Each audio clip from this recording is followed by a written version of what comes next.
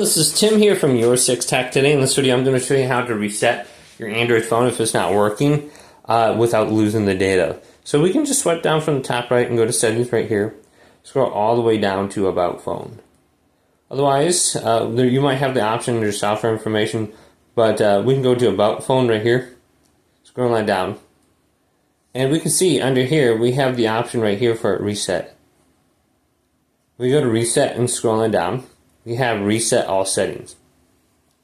This will reset all the settings on your phone except security settings, language, accounts, personal data, settings for downloaded apps. So if we hit reset, if we are having an issue with our phone, this might fix it by doing this before you completely factory reset it. So this will reset your mobile network settings, Wi-Fi and Bluetooth settings, accessibility settings. And then we do have the option to factory data reset right here. Now, if you want to go ahead and do this on my Samsung phone, if I scroll up, I have temporary cloud backup. I can upload unlimited amount of data to the cloud on Samsung and back up my data for 30 days. So I can factory reset it. And then if I go to this option and back up my data, I can restore my data right here after I factory reset it, and I won't lose any data. So you can try that out as well. Hopefully this video did indeed help you out.